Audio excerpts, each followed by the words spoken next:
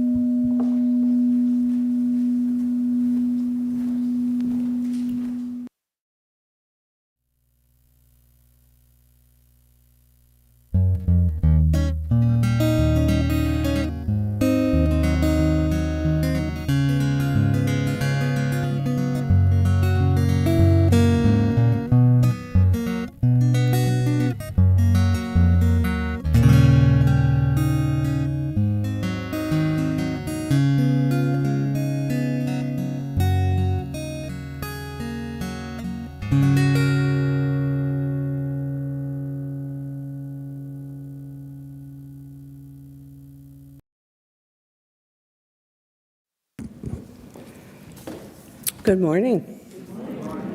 Joining us this morning is Elisabeth Maaike Geschiere, who is a descendant of Dutch Protestant Christian working class immigrants who were mostly farmers.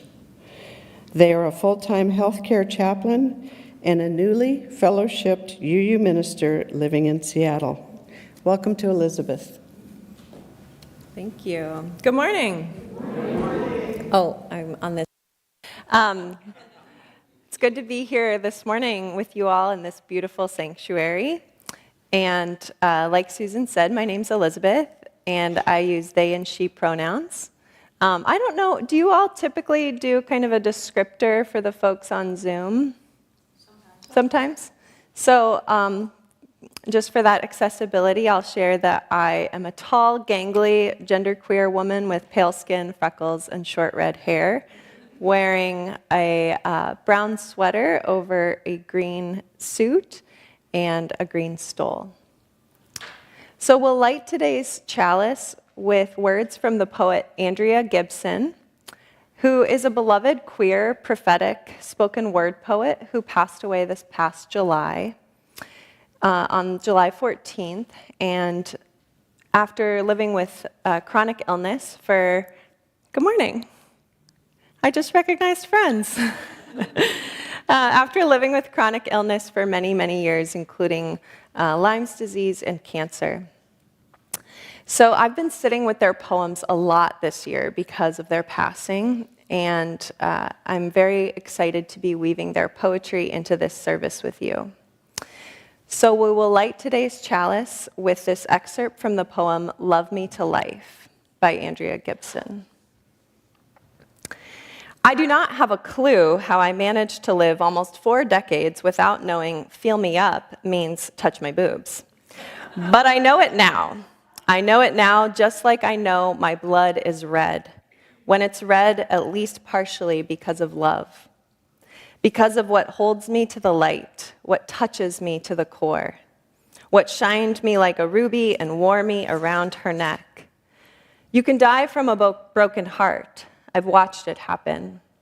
I've watched someone's body follow a loved one's body to the other side.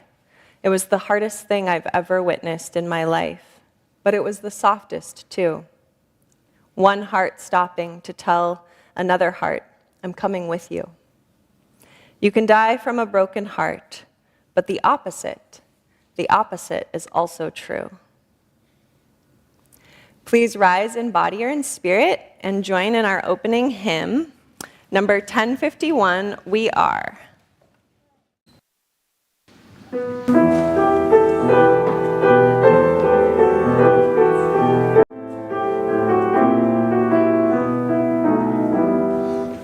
each child that's born, a morning star rises and sings to the universe, who we are. For each child that's born, a morning star rises and sings to the universe, who we are. We are our grandmother's prayers, and we are our grandfather's dreamings. We are the breath of our ancestors. We are the Spirit of God. We are mothers of courage and fathers of time. We are sisters of men and the sons of great visions. We're sisters of mercy and brothers of love. We are lovers of life and the builders of nations. We're seekers of truth and keepers of faith. We are makers of peace and the wisdom of ages. We are our grandmother's prayers, and we are our grandfather's dreamings. We are the breath of our ancestors. We are the Spirit of God. For each child that's born, a morning star rises and sings to the universe, who we are. For each child that's born, a morning star rises and sings to the universe, who we are. Well, this is new to me, but I think I'm supposed to invite the children up here, whoever would like to join me. And I almost remember your name, Silas. Hi, Silas. Nice to see you again. You probably don't remember me. Hi, welcome. And I guess we're doing names, so what are your names? Hi, Emma and Samantha. So this poet who I just mentioned, Andrea, has taught me and a lot of other people about living in the present moment. So here we are in this sanctuary, but you don't have to look at all the people if it makes you nervous. We'll just pretend it's just us up here. And Andrea has also taught me about trying to love our bodies that we live in this one wild and precious life we have. Do you each have a body? Yeah? Where's your body? Right here, exactly.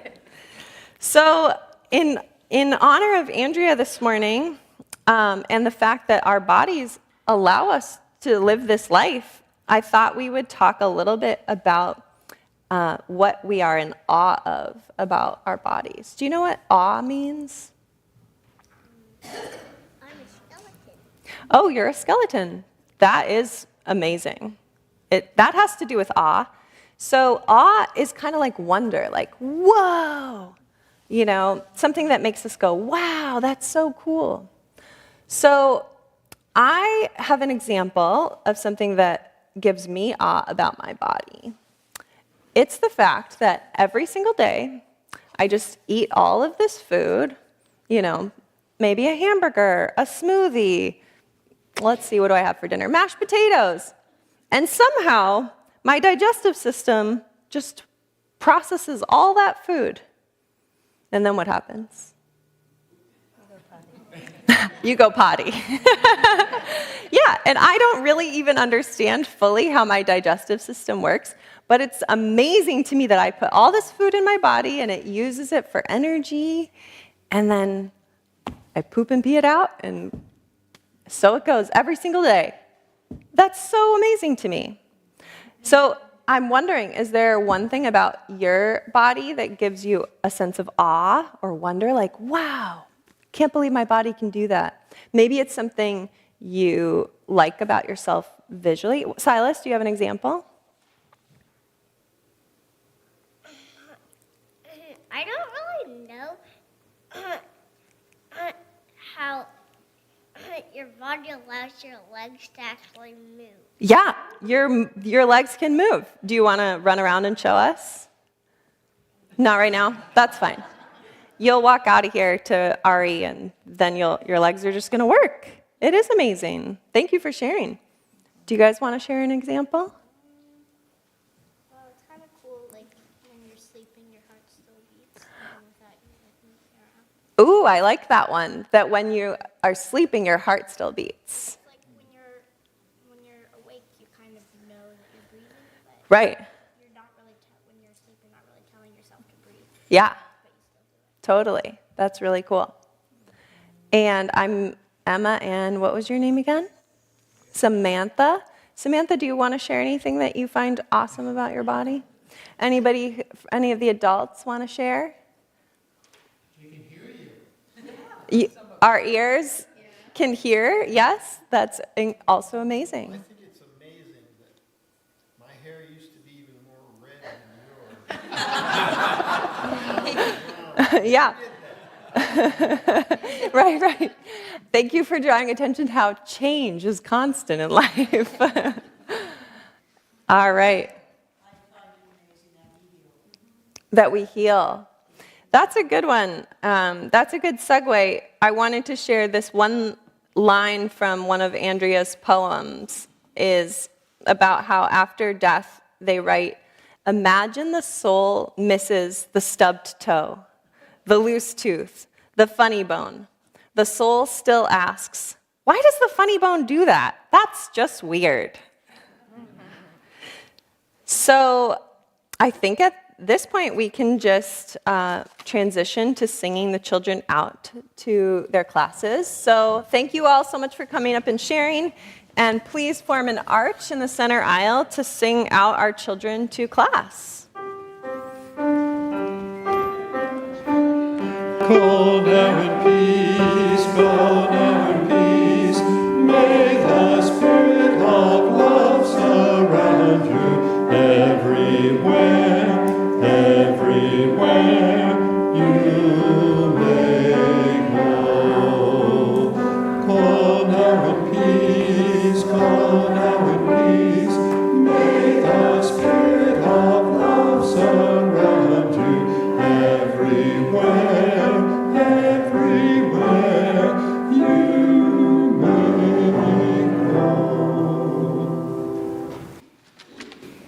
We pause now for a time of generosity and to receive an offering to the minister's discretionary fund, which is used for any QUUF member or local person who is in financial need. The ushers will come among you to receive the offering, and additional ways for giving will be projected. Please join me in our offering words, and as you speak them, please take a moment to really hear what we are saying. This fellowship is a community of ourselves. Its energy and resources are our energy and resources. Its wealth is what we share. As we contribute to the life of this community, we affirm our lives within it.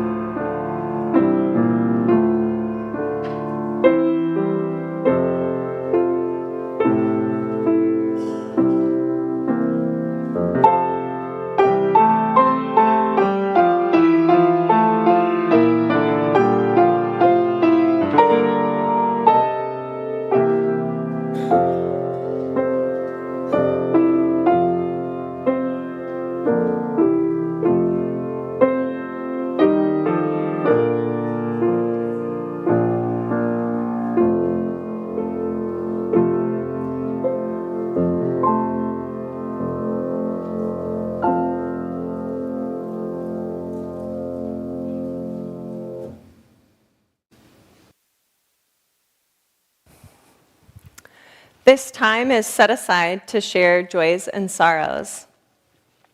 We recognize that our personal joys and sorrows are only a fragment of the joys and sorrows of the larger community of life. And thus, we place the first stone, thinking in particular of those who are facing rising costs as the new year comes around, from healthcare and housing to utilities and food costs. May we hold space for everyone struggling and help whenever we can. And now, within this congregation, we light a candle of joy for the QUUF giving tree. You all had an unprecedented number of requests, and QUUF stepped up and met every single one. Thank you. It made your neighbor's holiday season a little brighter. We also light a candle of thanks for all of those who joined together on Christmas Day at the annual potluck. It was a wonderful time of community building and joy. We place a final stone holding in our hearts the joys and sorrows I've just shared, but also thinking of such joys and sorrows among us that are unexpressed, but of no less importance. And for our time of meditation, I just invite you to take 3 deep breaths with me.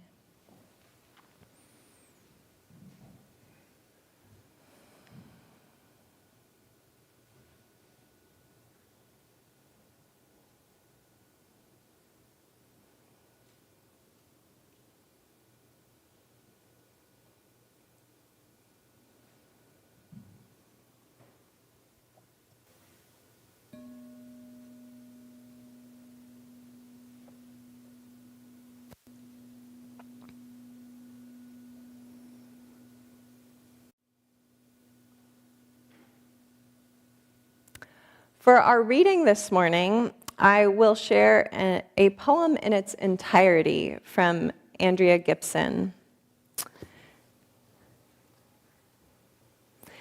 Every time I ever said I want to die, I meant I am actually willing to do anything to live.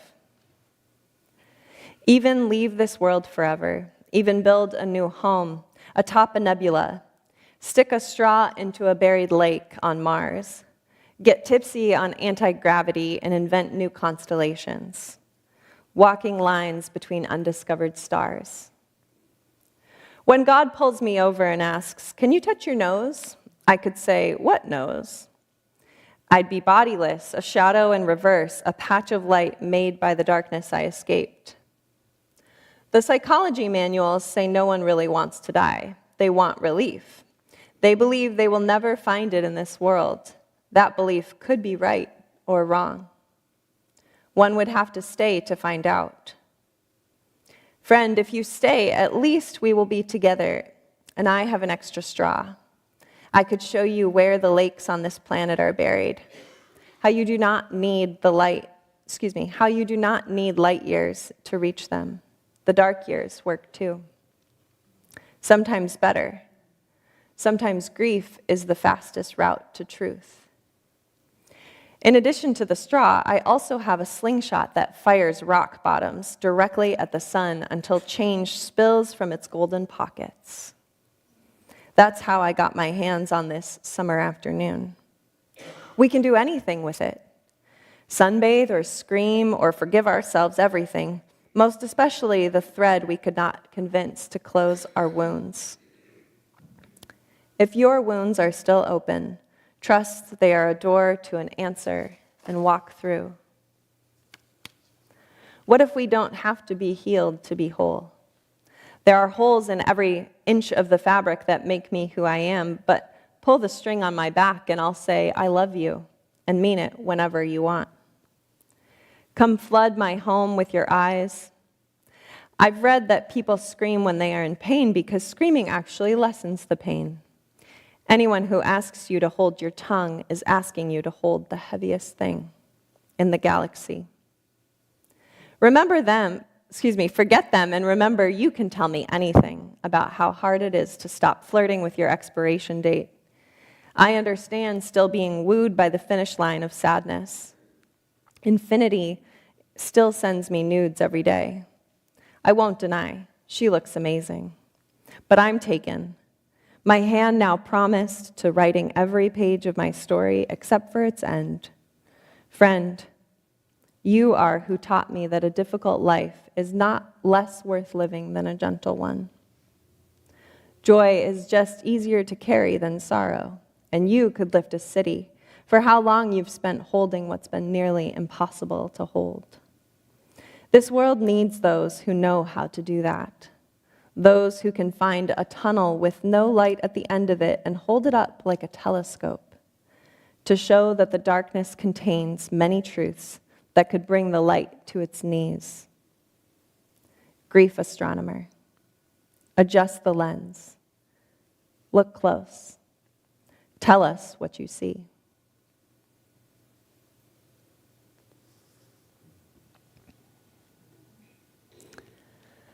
So this morning for our special music, I will be teaching a song with the help of Pat and Doug shortly. Thank you.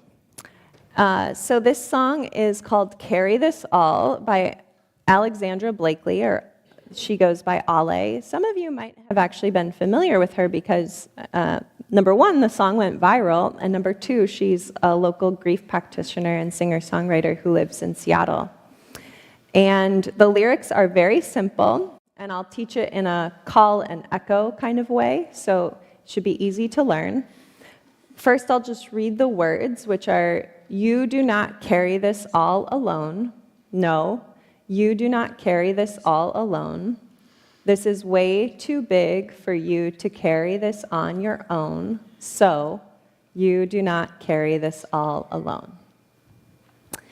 And I identify as more of a choir member than a soloist, so I want you to all know that there's no pressure here, except that the invitation is to just sing as loud and boisterously and lovingly as you would like. I attend a lot of song circles in my community, and a principle of song circles is that we believe all voices are good voices. So please know that yours is welcome. And I think at this point, we'll just learn it line by line, and then we'll try to sing it all together. So let's see if I can get the first note. I might take a sip of water. Yeah. So it goes, you do not carry this all alone. You do not carry this all alone. Perfect. No, you do not carry this all alone. Wait, I might have done that wrong. No, you do not. I think it was right. All right, let's try that. No, you do not carry this all alone. This is way too big for you to carry this on your own.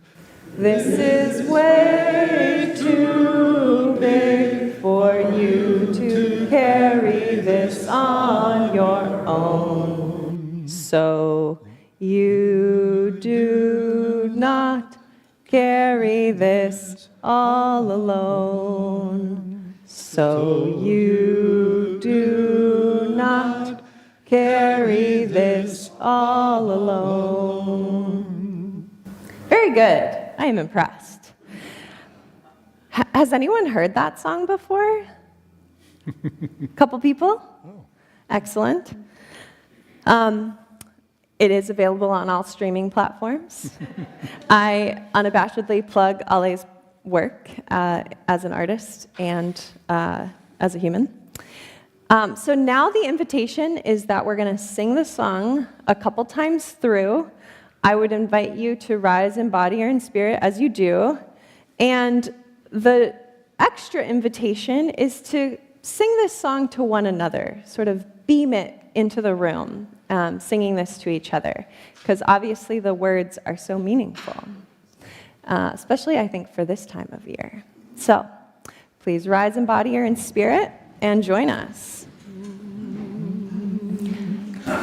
You do not carry this all alone. No, you do not carry this all alone.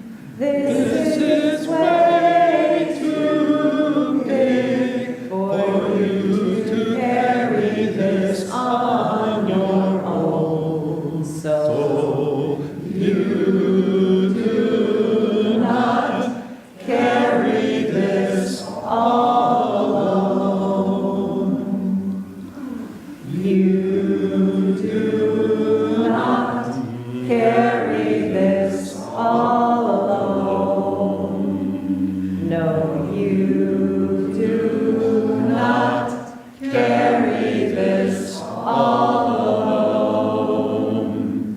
This is way too big for you to carry this on your own. So you do not carry this all alone.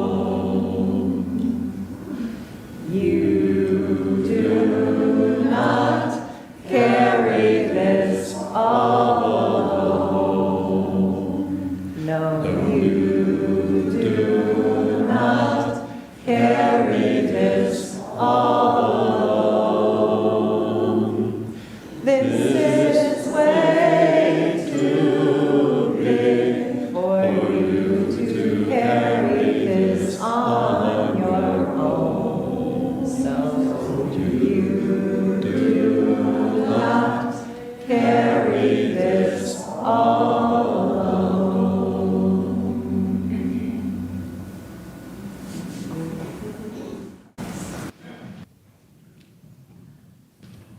Thank you, Pat and Doug.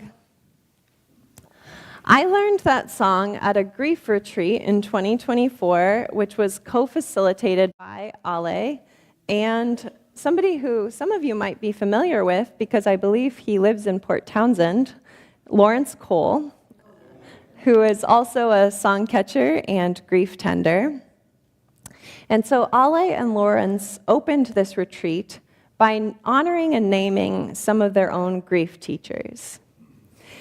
Two of these important teachers were Sobonfu Some and Maladome Some. And Lawrence, who is now in his 80s, I think he's probably 81 or 82, he narrated some of Maladome's life story from when he first met him at the age of 35. Lawrence was 35 then. So he shared how Maladome was removed from his community of the Dagara people in Burkina Faso at a very young age and endured abuse at a Jesuit boarding school for about 16 years. Afterwards, which Maladome reintegrated into his village as a young adult and then went to study in France, which was the country that colonized his people. And it was there that he awakened to a very important recognition. These people don't know how to grieve, how to stay open, and so they have no wisdom. And so the story goes that Maladome and Sobonfu were sent by the Dagara elders to teach grief rituals in the West, emissaries of soul medicine for the soul disease that is colonialism. In his book called The Wild Edge of Sorrow, author Francis Weller writes, "Grief both acknowledges what has been lost and ensures that we don't forget what must be remembered. But as my former dean at Vanderbilt Divinity School says, Emily Towns says, you cannot remember what you never knew." And in that, she is referring to the colonial strategy of forgottenness. Forgottenness helps explain how it is possible that we, as citizens of these United States, have not risen up in, for example, a mass general strike over the fact that our tax dollars are funding the Israeli army in committing a genocide and ethnic cleansing in Gaza and southern Lebanon, going so far as to sanction the starving of millions of human beings, including children, as a justifiable war strategy. After all, if we have not collectively remembered and reckoned with our own nation's horrific histories of slavery and genocide, how can we know what has been lost, what is still being lost? Not just over there, but also here. Sometimes for all of us, it feels easier to forget what we don't want to or know how to remember. I feel grateful to be a Unitarian Universalist in times like these, on a day like today, a day when we can come together to seek and find the ancient soul medicine that is grief, mourning, and lamentation. It is good to be a UU in this case because of the good news that our faith, that liberating love is at the center of our values. After all, there is only love where there is loss, and there is only loss where there is love. My dear former professor, Dr. Rodgers Vaughn, was the first one to teach me this, that the way he says it, grief is love in absence.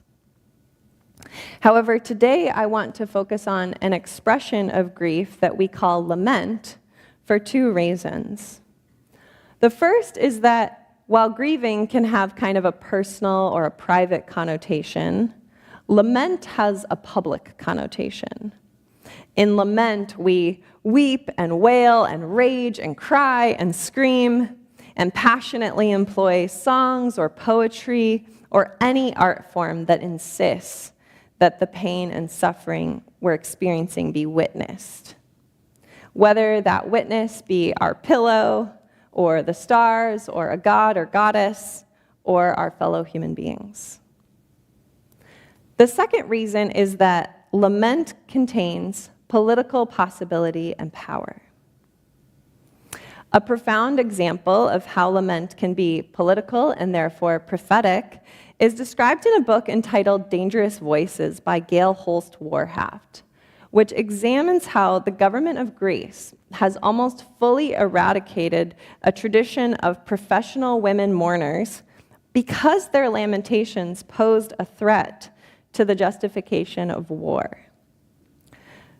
Pause to breathe in that truth with me. A government outlawed women from publicly mourning the death of its country's young men, deaths of this country's young men, because their lamentations were not good for the economy. To me, another example of lament being political and therefore prophetic that comes to mind from today's day and age that we're living now is those empty nativity scenes displayed at churches or other public spaces across the U.S. during this holiday season. So normally where there would be Mary and Jesus and Mary and Joseph and baby Jesus, now is just an empty nativity with a sign displayed saying, "Ice was here."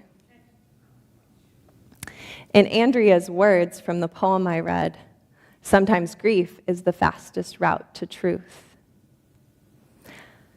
However, it does seem like a lot of us Unitarian Universalists are not always particularly practiced at lament. And it's not just true of those in our tradition. I think it's readily true in European American society, at least. And in fact, in studying for this homily, I learned from an article by Marion Renaud in the UU World magazine that not a single hymn or reading in our book, Singing the Living Tradition, is categorized as lament. This is all the more curious to me because of our Judeo-Christian heritage and the fact that in the Hebrew Bible, there's a whole book called Lamentations. But we know that our UU subculture swims in the waters of the dominant US culture, in which the systems of white supremacy and heteropatriarchy and capitalism all work together tirelessly to deny suffering, to deny death. Those things aren't real. No, instead, you should ignore all so-called negative emotions and simply buy happiness. Maybe it's a Christmas tree, maybe it's a new stereo system. I don't know what your kryptonite is, but whatever it might be, we have a product for that, right? They scrub and shine and sanitize the algorithms to make us believe that the only thing that ever existed is live, love, laugh. That is why Andrea's poem, which is a lament in its own right, is so prophetic to me. They write, "This world needs those who know how to do that, those who can find a tunnel with no light at the end of it and hold it up like a telescope to show that the darkness contains many truths that could bring the light to its knees. Grief astronomer, adjust the lens. Look close. Tell us what you see." Something I've learned from several different womanist scholars is that every ideology has a theology. I know that sounds like a mouthful, so I'll say it again. Every ideology has a theology. Now, this simply means that every idea or system of ideas has a belief or a value at its foundation. So, just as one example, patriarchy as an ideology that includes harmful beliefs about, for example, that God is a male and that God created Adam before Eve. I always feel gross saying these things in church. But, you know, on and on it goes. Eve was the first one to sin by eating an apple, and this is how we created patriarchy. I mean, obviously, that's very complex. We created patriarchy in a lot of ways, but it's just one example of how the theology upholds the ideology.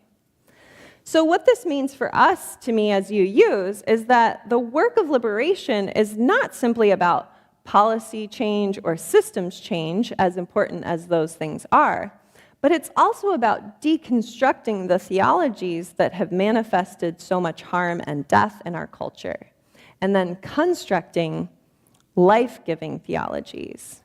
You could say resurrecting new theologies that can seed and germinate and grow and bear much more delicious and nutritious fruit.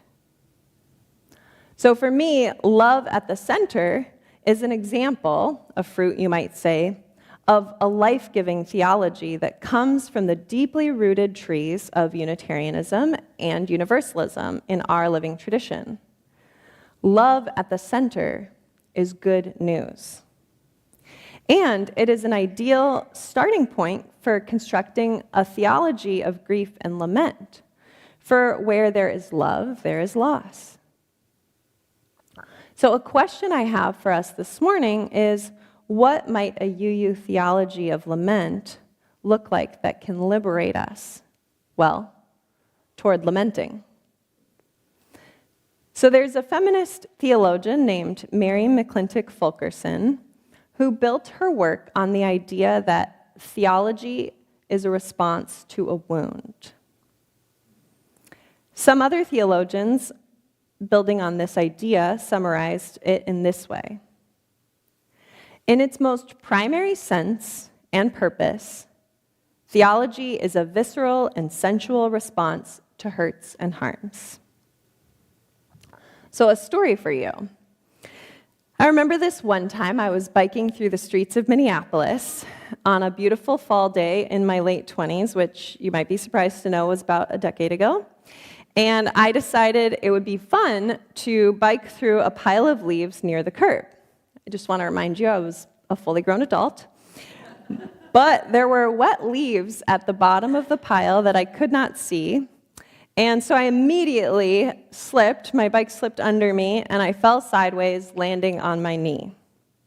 I cried out in pain, tearing up, and there was a person walking by on the opposite sidewalk. And to this day, I swear that I did not cry immediately because my knee hurt, although that was also true. But I think it was really the tears flowing freely because the person didn't stop, didn't ask me if I was okay, didn't check in. Sure, my scraped knee hurt, but it hurt a lot more that a fellow human being just didn't care. So to me, this is where a UU theology of lament begins. By asking each other and ourselves, where does it hurt? Which is also another way of saying, grief astronomer, what do you see?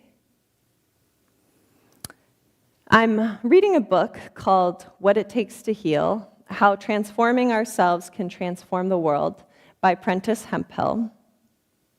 And in this book, they reflect on how these oppressive ideologies, which became systems, cut us off from the wisdom of our own bodies.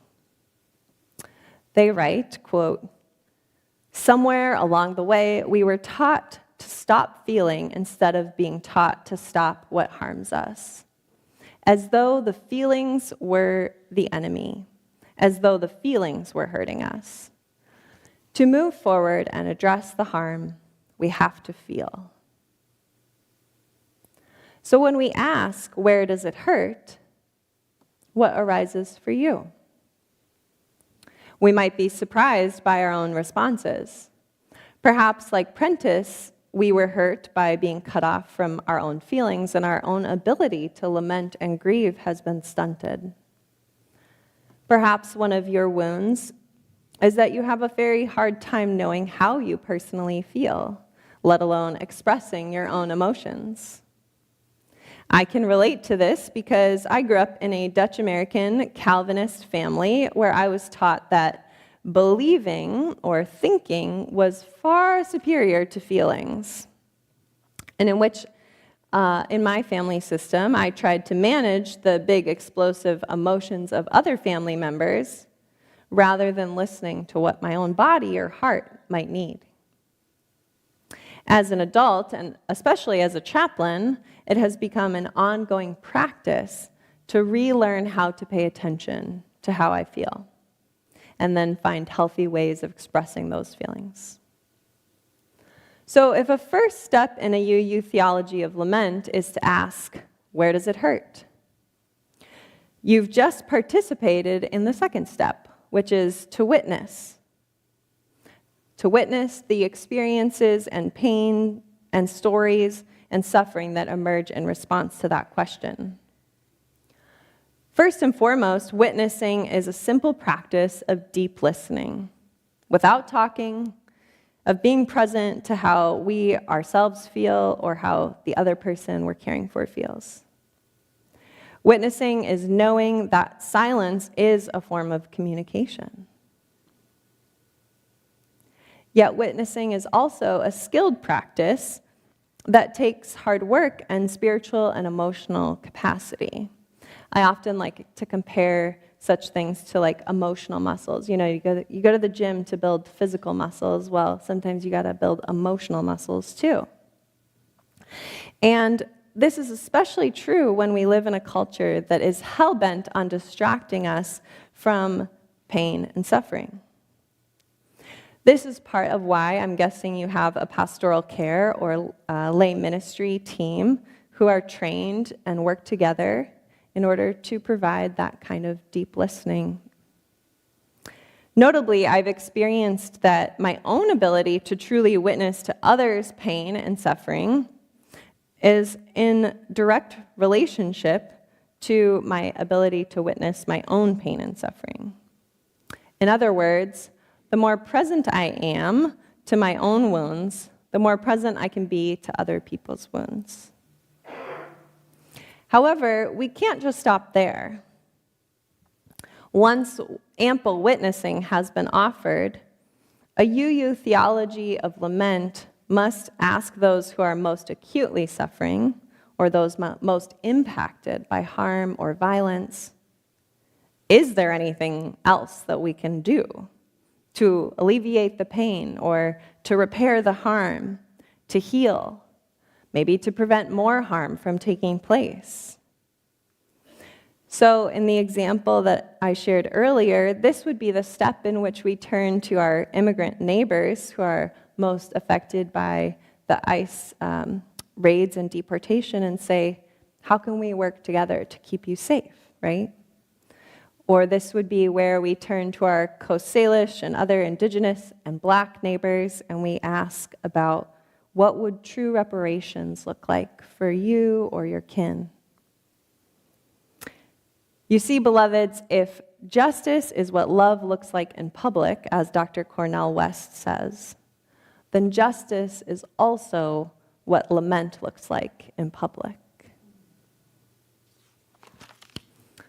So finally, a UU theology of lament must resist with every cell in our collective body the myth of individualism by singing over and over until it is part of our cultural DNA. You do not carry this all alone. No, you do not carry this all alone. This is way too big for you to carry this on your own. So you do not carry this all alone. Now is an opportune time not only for UU theologies of lament and grief, but also songs, hymns, songbooks, stories, curriculum, rituals, and more. May it be so. Blessed be, and amen. And now please rise in body or spirit for our closing hymn, number 311, Let It Be a Dance.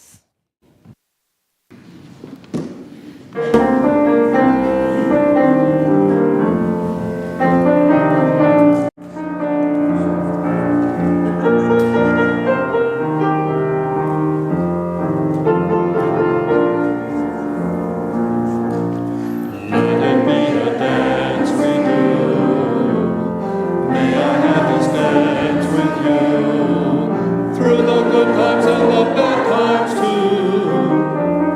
Let it be a dance.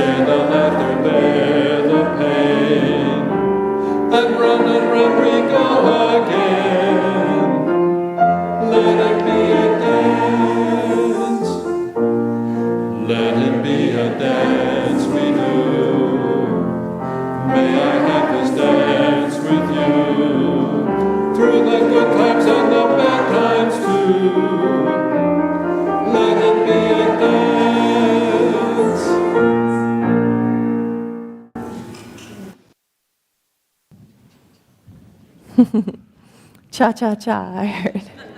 That is one of my favorites. So as we close, I offer one last poem by Andrea Gibson and a blessing based on their life, words, and love. This one is titled Good Grief. It's very short. Let your heart break so your spirit doesn't. Good grief, may our hearts break so our spirits do not. May we all have the courage to witness to truth. May we all have the courage to feel. May we all feel softer rather than harder. May we all become grief astronomers. Adjust the lens. Look close. Tell us what you see.